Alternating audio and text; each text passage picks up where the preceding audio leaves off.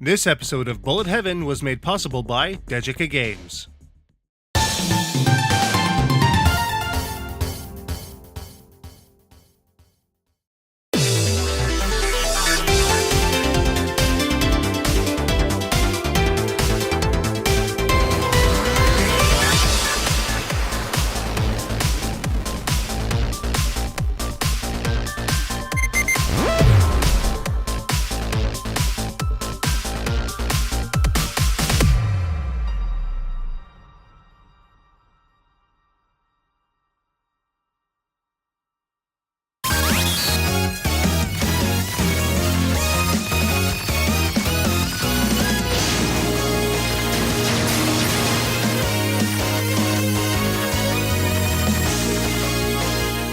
It's the game that never ends. We're already back with Dariusburst CS yet again. In episode 164, we took a look at the fourth wave of Dariusburst CS DLC, which featured new ships based on a selection of 80 arcade titles. Once again, each offered a large amount of extra content, each with a new zest that freshened up the tried and tested Dariusburst CS formula. At episode end, we said we'd love to see some Capcom love, and the very next day, it was announced. Let's take a closer look.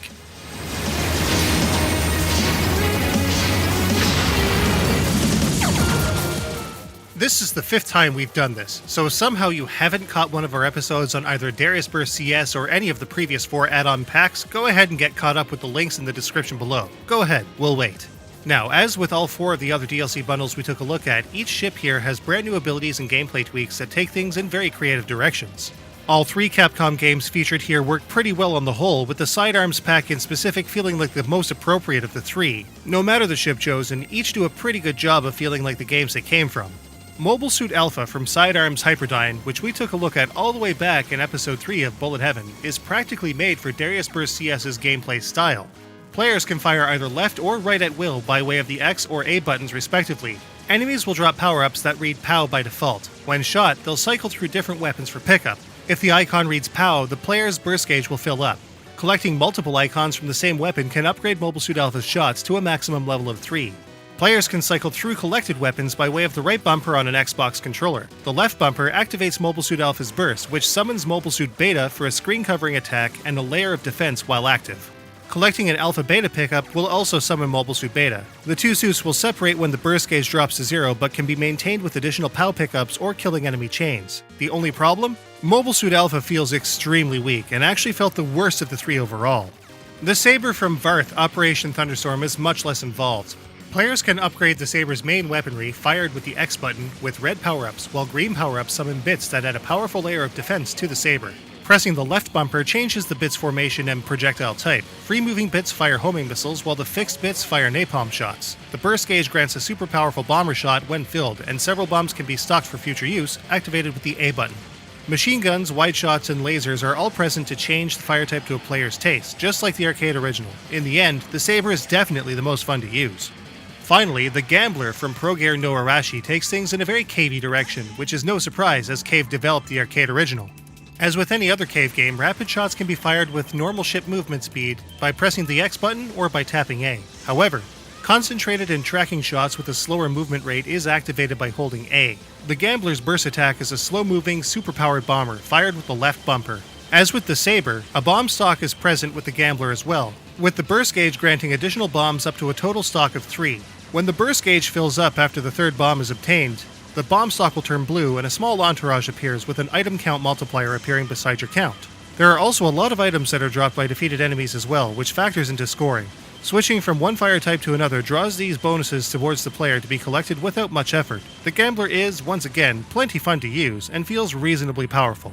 As with the previous DLC packs, these stages behave like CS mode and Dariusburst, as they can only be tackled in a 16:9 single-player manner. With over 100 new zones in this set of 3 packs, the $12 you'll spend will, once again, give you way more content than most standalone shooting games on Steam. As is the case with all of the other add-ons we've seen so far, the extra stages include Defender, Scramble, and special stage sets and bosses. Thanks to the new twisty twists, enemies, and stages, it's engaging and fresh too.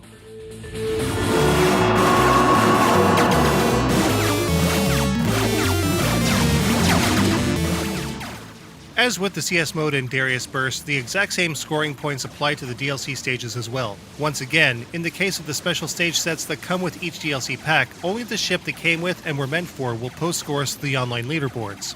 There are a few modifiers with the score this time though.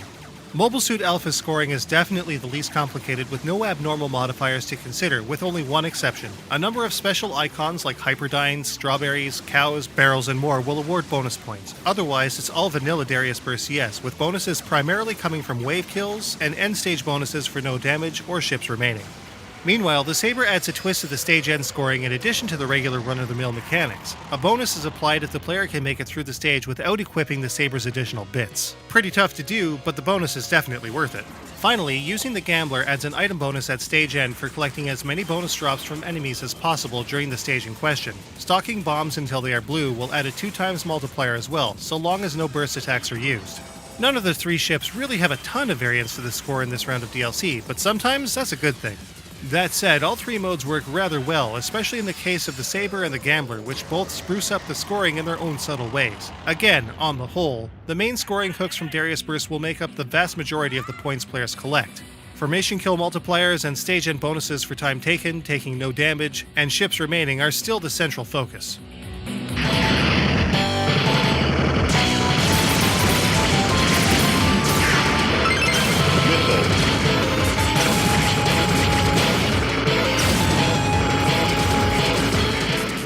Once again, the presentation found in the extra DLC is more or less par for the course in Dariusburst CS. Cool stages and neat bosses are found throughout. The attention to detail on the three ships in this round is, as always, exactly what you'd expect from Dariusburst CS, with particularly great detail on the Saber.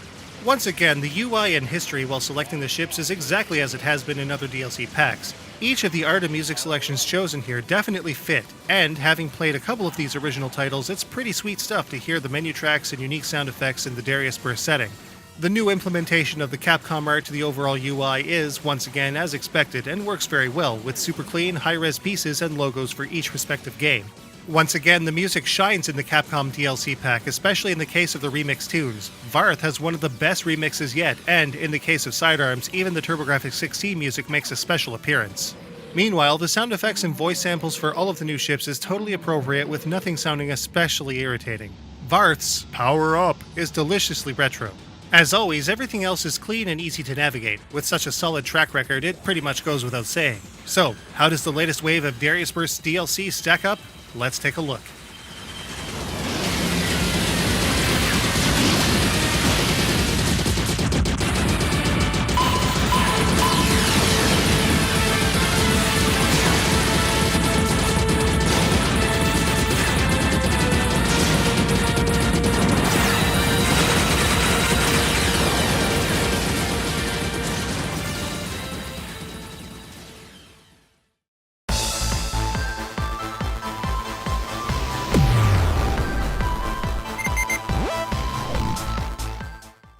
In terms of control, the new mechanics all work very well in the Capcom DLC packs. Mobile Suit Alpha is woefully underpowered though. Once again, a hugely challenging expanse of stages awaits for Capcom and Darius fans everywhere. As for length, over 100 new zones make this DLC worth the combined $12 on that merit alone. The fun factor is also still super strong. As with the core game, the visuals here are solid. The Saber's design is awesome in 3D. The Capcom DLC pack's sound is fantastic, especially in the case of the remix selections. The base arcade OST for Sidearms has always been a bit weak though.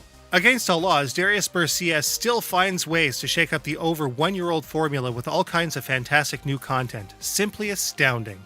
Once again, $12 gets you a ton of extra gameplay and combines with the rest of Dariusburst CS for just a silly amount of content overall. The value is excellent. If you're looking to expand on Dariusburst CS even more, you just won't be disappointed. But the Sidearms content does leave quite a bit to be desired. Despite this, these DLC packs are absolutely worth getting. You even save $3 by getting all three. The Dariusburst Capcom DLC gets a 4.5 out of 5. You can get each part of the Dariusburst CS Capcom DLC for just $5 US, or all three for $12 US on Steam, as well as on the PlayStation Network for PS4 and PS Vita today. Okay, so we totally predicted this DLC last time, so how about some Konami goodness? Gradius, Twin Bee, and Crisis Force are all great candidates, not to mention others like Space Manbo and Zexx. Will we see it? What else could there possibly be? Time will definitely tell.